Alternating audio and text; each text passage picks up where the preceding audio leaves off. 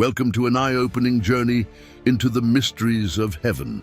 If you are a true believer, please like, share, and subscribe to our channel.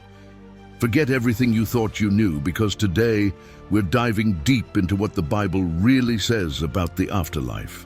From breathtaking descriptions to surprising truths, heaven is not what you expect. Stay tuned as we uncover the astonishing realities of the eternal realm. Many of us have grown up with images of heaven as a place of eternal rest, filled with clouds, harps, and pearly gates. But are these depictions accurate? The Bible provides a much richer and more complex view of the afterlife that challenges these common misconceptions. From childhood stories to grand artistic masterpieces, the portrayal of heaven often centers around serene, quiet spaces where souls rest in peaceful, cloud-filled skies. Angels are commonly shown playing harps, and the entrance to heaven is depicted as majestic pearly gates. While these images evoke a sense of tranquility, they are more influenced by cultural and artistic interpretations than by biblical descriptions. These popular images create a perception of heaven as a static, almost monotonous paradise. This view suggests that heaven is merely a place of passive existence where eternal rest is the primary experience. However, this oversimplified vision fails to capture the dynamic and vibrant nature of heaven as described in the scriptures. Biblical descriptions of heaven, particularly in the books of Isaiah, Ezekiel, and Revelation, offer a far more intricate and awe-inspiring portrayal.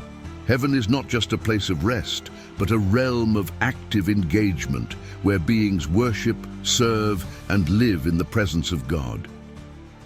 The Bible speaks of a new heaven and a new earth, suggesting a transformed and renewed creation full of life, beauty, and purpose. Moreover, the biblical narrative challenges the notion of heaven as an exclusively spiritual realm detached from the physical world. The concept of a new earth implies a restoration and continuation of the physical existence, elevated to a perfect state. This new creation is depicted as a place where God's presence is fully realized and His glory is evident in every aspect of life. In summary, while traditional depictions of heaven offer a comforting image, they only scratch the surface of the rich and dynamic reality presented in the Bible. Heaven is not a static resting place, but a vibrant, living realm where God's people will experience eternal joy, purpose, and fulfillment. As we continue to explore the biblical truths about heaven, let's set aside preconceived notions and open our minds to the grandeur and wonder of what awaits. The reality of heaven, as described in the Bible, surpasses all human imagination and promises an eternity of discovery and delight. Revelation 21:1-2 paints a breathtaking picture of the afterlife, describing heaven as a new heaven and a new earth. In this vision, the New Jerusalem descends from God, prepared as a bride beautifully dressed for her husband. This striking imagery moves beyond traditional notions of a tranquil resting place, presenting instead a vibrant and renewed creation brimming with life, beauty, and divine purpose. This depiction of the New Jerusalem is not merely symbolic. It represents a real, tangible transformation where the divine and the physical realms intersect. The city is described in detail later in Revelation 21, with streets of pure gold, gates of pearl, and walls adorned with precious stones, signifying purity, beauty, and God's glory manifest. This suggests a heaven where God's presence is fully realized and His people live in a place of unparalleled splendor and joy. Isaiah 65:17-18 further enriches this vision, proclaiming, "See, I will create new heavens and a new earth. The former things will not be remembered, nor will they come to mind. but be glad and rejoice forever in what I will create.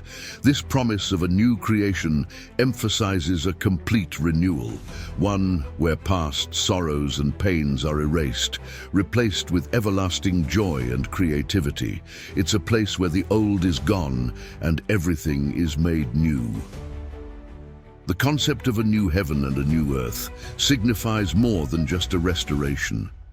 It indicates a transformative renewal that encompasses both the physical and spiritual dimensions.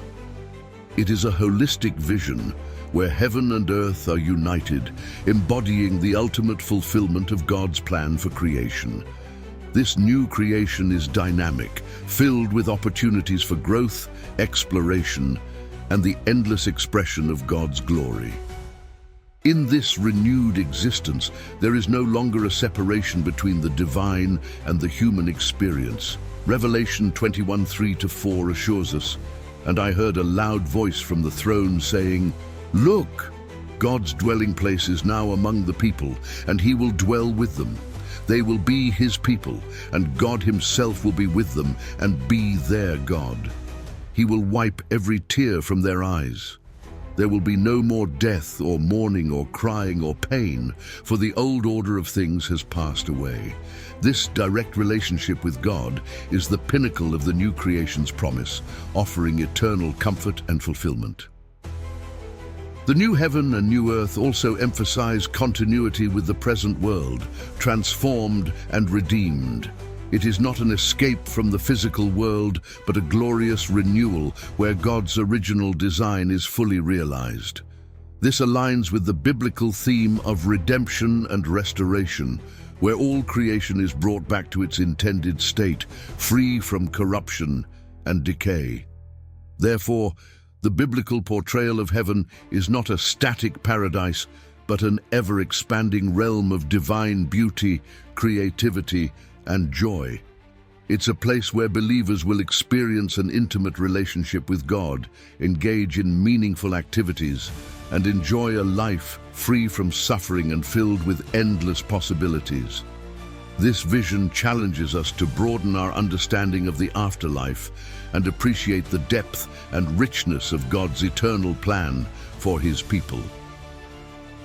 Heaven isn't just a realm for angels and saints. The Bible paints a broader picture, suggesting that all of creation will be renewed and included in this divine realm. Romans 8:19-21 tells us, "For the creation waits in eager expectation for the children of God to be revealed.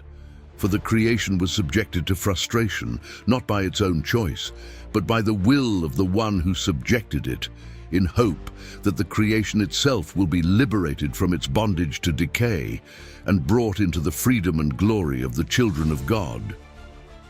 This profound promise indicates that not just humans, but the entire created order, animals, plants, and even the cosmos, will share in the redemption and renewal of heaven.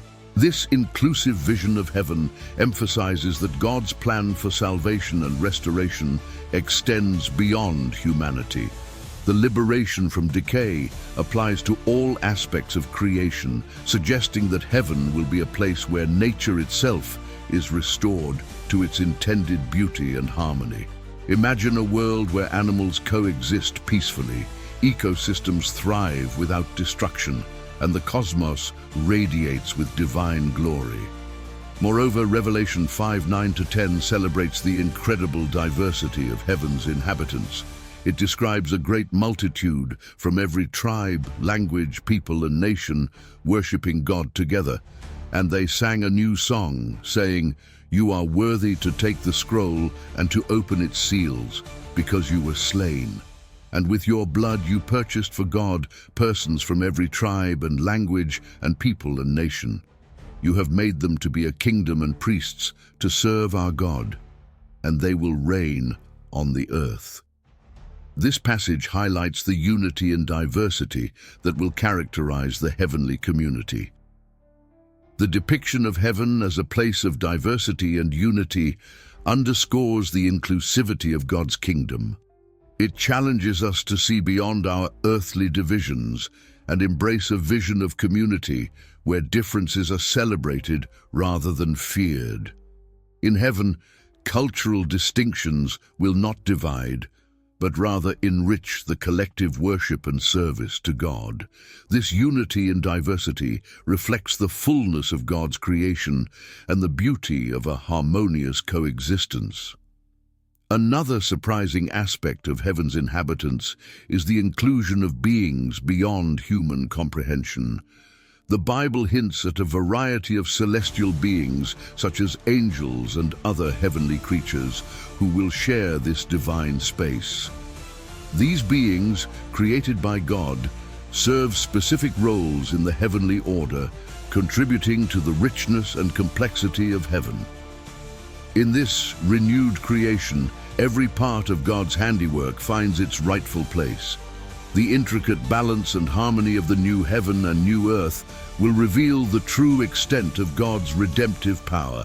It's a promise that goes beyond human salvation to encompass all of creation, illustrating the vastness of God's love and the comprehensive scope of His restoration plan.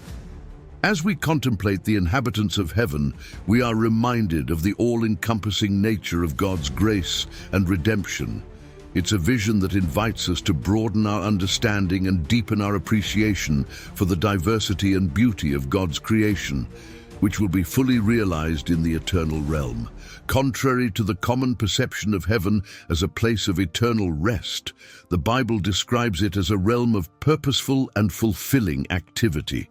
Revelation 22:3 states, "No longer will there be any curse. The throne of God and of the Lamb will be in the city, and His servants will serve Him." This passage suggests that heaven is not a passive existence, but one filled with meaningful work and service, reflecting the continuous worship and glorification of God. The concept of serving Him in heaven implies that believers will have specific roles and responsibilities, each uniquely tailored to their gifts and talents. This divine service is not burdensome, but a joyful expression of our love for God.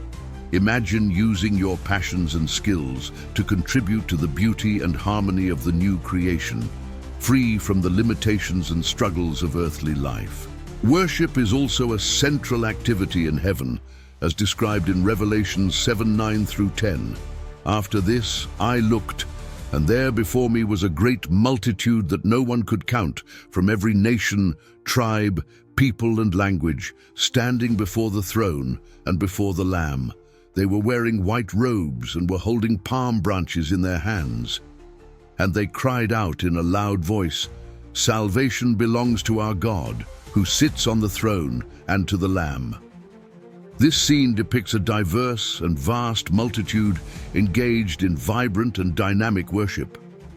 Worship in heaven is not a monotonous, repetitive ritual, but a dynamic, joyous celebration. It is an outpouring of love and gratitude, a continuous acknowledgement of God's greatness and mercy.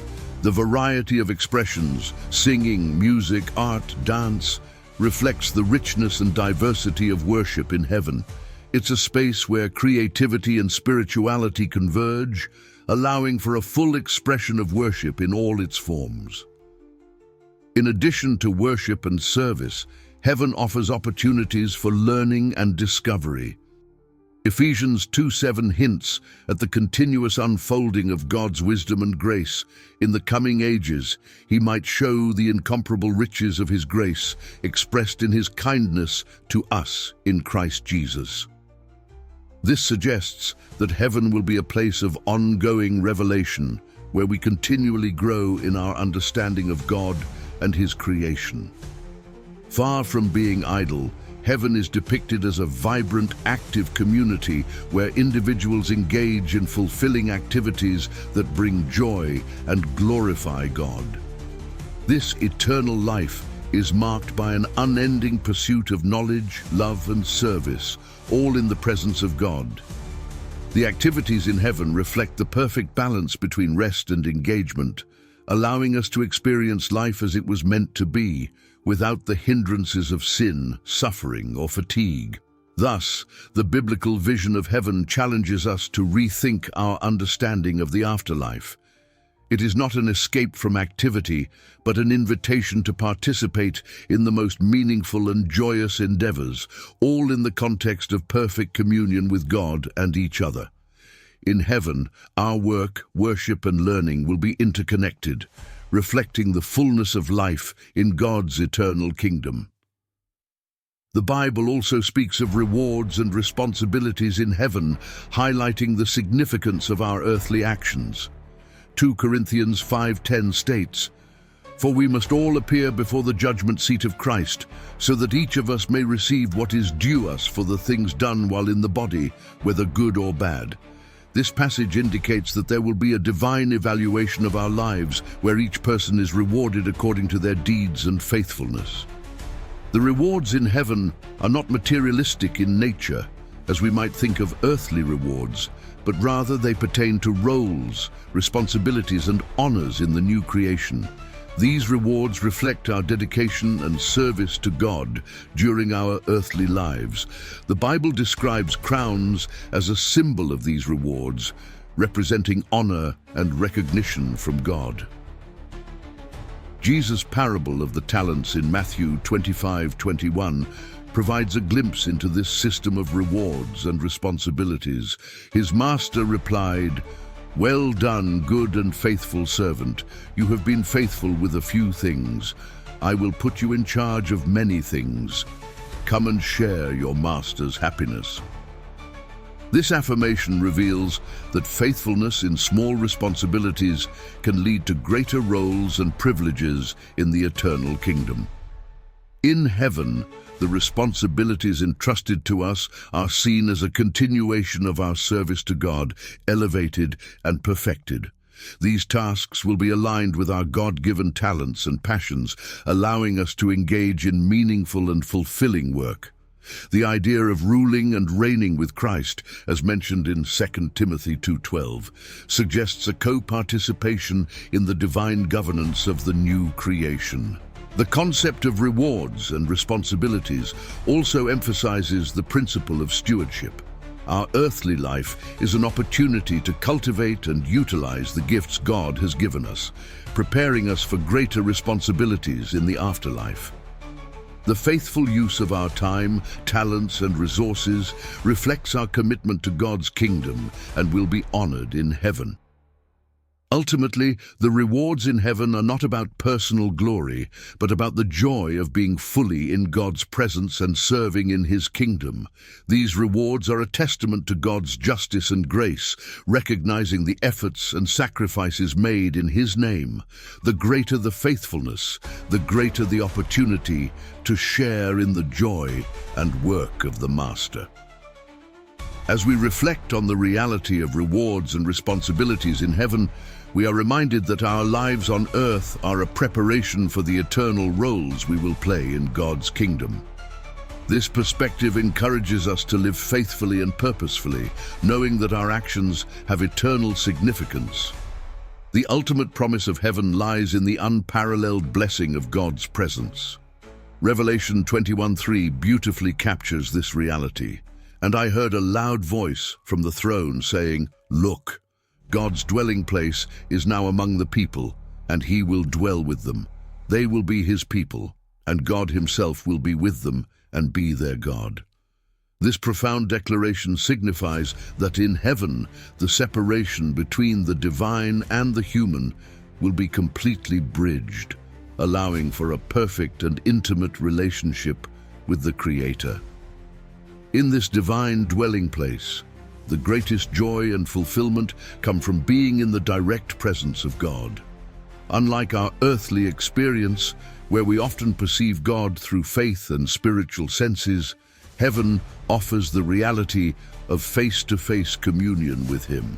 This close and unbroken fellowship is the essence of eternal life, providing a profound sense of peace and belonging. The Scriptures assure us that heaven is a realm free from all suffering and sorrow. Revelation 21:4 provides a comforting vision of the new reality. He will wipe every tear from their eyes. There will be no more death or mourning or crying or pain, for the old order of things has passed away. This promise reflects the complete eradication of all forms of pain and loss, replaced by perfect peace and everlasting joy. In heaven, the old order, the world marred by sin, suffering, and death, will be completely transformed. The new creation will be a place where the fullness of life is experienced without the shadows of despair or the fear of loss. Every aspect of existence will be permeated by God's love and grace, creating an atmosphere of unending celebration and contentment. The ultimate promise of heaven also includes the complete healing and restoration of our beings.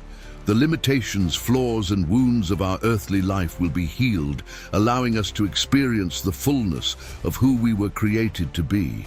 This transformation is not just physical, but also emotional and spiritual, as we are fully reconciled with God and with each other.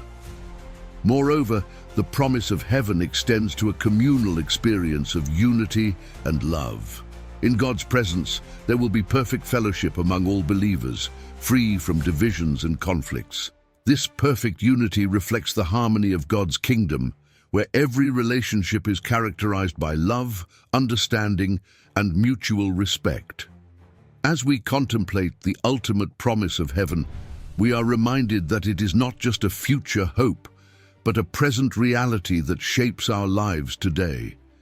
The assurance of God's presence and the hope of eternal joy give us the strength to endure life's challenges and the courage to live with purpose and faith. Heaven is the culmination of God's redemptive plan, the ultimate fulfillment of His promises, and the eternal home where we will dwell in His love forever. Heaven is far more dynamic, vibrant, and surprising than we often imagine. It is a place of new creation, diverse inhabitants, meaningful activity, and the ultimate joy of God's presence. As we look forward to this eternal reality, let us live our lives with faith and anticipation, knowing that the best is yet to come. Thank you for joining us on this journey into the true nature of heaven.